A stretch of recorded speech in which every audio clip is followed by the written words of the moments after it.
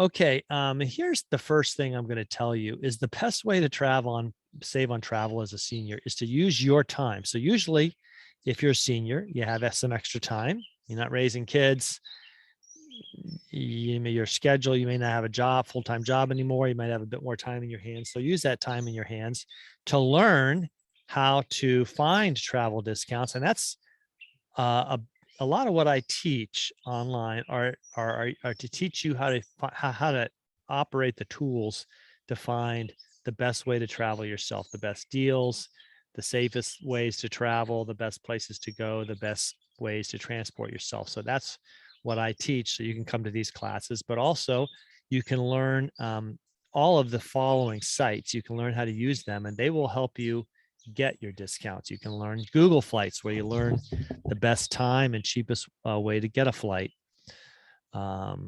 Hint, it is travel in the shoulder or off season, and fly out on a Tuesday, a Thursday, or a Saturday.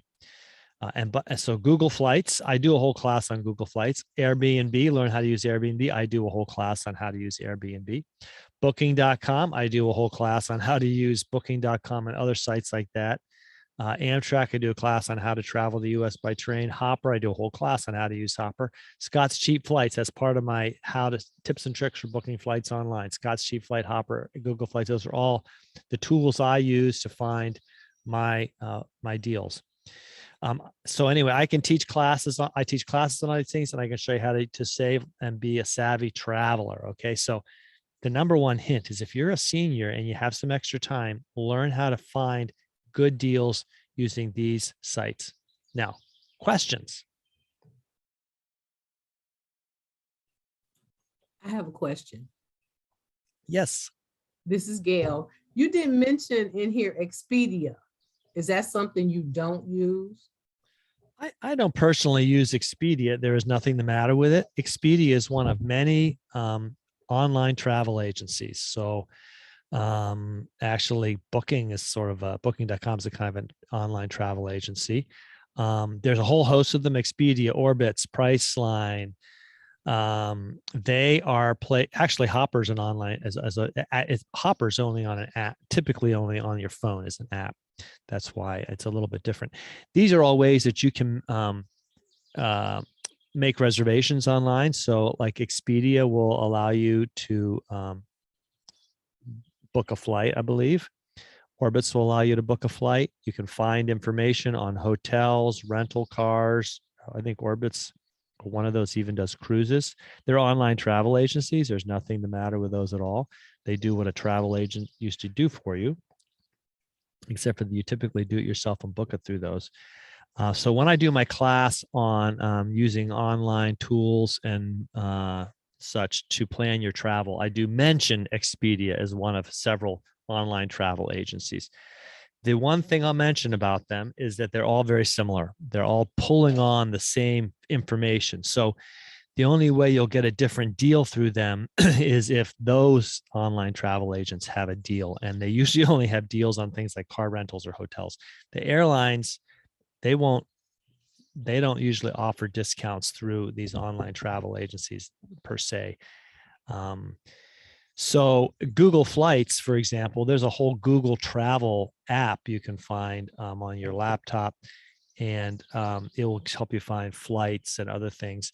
But you don't actually book the flight through Google Flights. One reason I like it is Google Flights takes you to the airline to book it.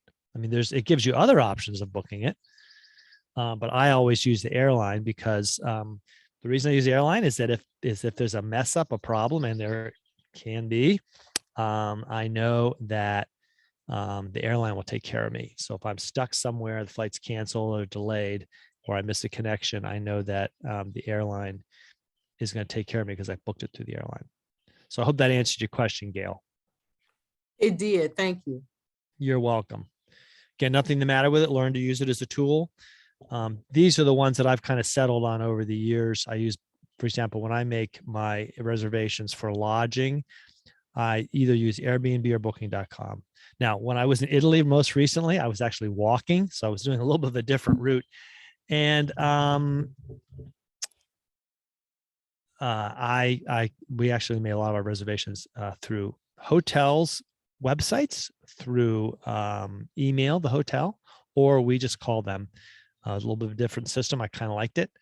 But we did do some of our reservations through booking.com. Also compared nearly everything I was looking at in booking.com with Airbnb, just in case I got a similar deal.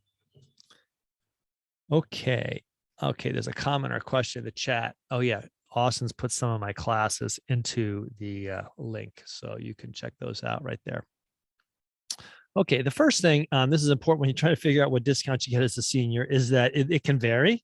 So usually always the uppermost age, the last age at which, the final age at which you'll become a senior is 65. Okay, that's in the US, that's kind of been the golden age for I don't know, 50, 60, 80 years. So that was the age at which you could draw, was considered full age for retirement for Social Security for a long time. And it was kind of like the age you got to be a senior. But in some cases, that has been lowered to 62. For example, you can start drawing Social Security when you're just 62. And there are some places that consider you to be a senior at 60. AARP considers you to be a senior at 55, or maybe it's 50. I haven't really stopped to check. They're pretty inclusive. When you go abroad, and like in Europe, where there's a senior discount, it might be 60 or 62. They don't wait to 65 because a lot of them actually reach retirement age at 60. They're considered a pensioner at 60 or 62 frequently. So it's important when you're looking at discounts that you know what age they consider. As I go through some of these today, I'll mention the specific ages. But so just because you think at 60 or 62 you're a senior, maybe you started drawing Social Security, or maybe you got one of these discounts, they don't all count it. So for example, Amtrak, I get to that, they don't consider you a senior until you're 65. So it all varies. You got to read the fine print. But here's the other thing: when you're looking at a senior discount, let's say at a museum or something like that, they don't card you.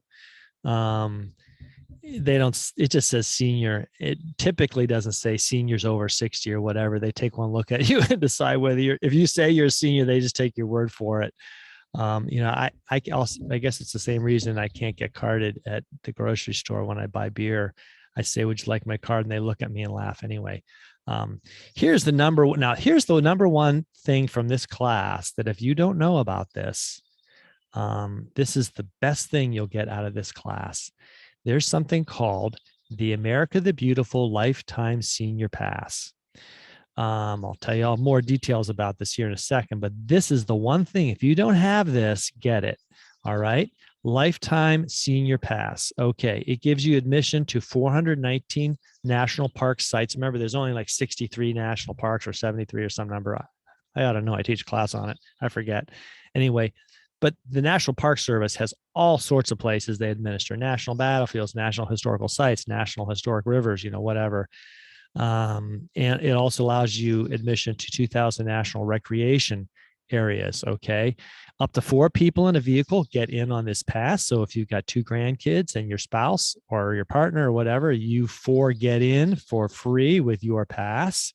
You are eligible for this pass at age 62. See, it's not 65, it's age 62. I guess the US government has kind of decided that age 62 was the golden age.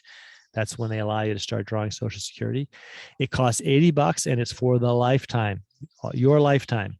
Used to be 10, and there was a big complaint when it went up to 80. I would have rather just paid $10 for mine, but $80 is still a bargain, because the America the Beautiful Pass, which is an annual pass a person can buy that will allow you admission to all the national parks, same criteria, 4 people in the vehicle, et cetera.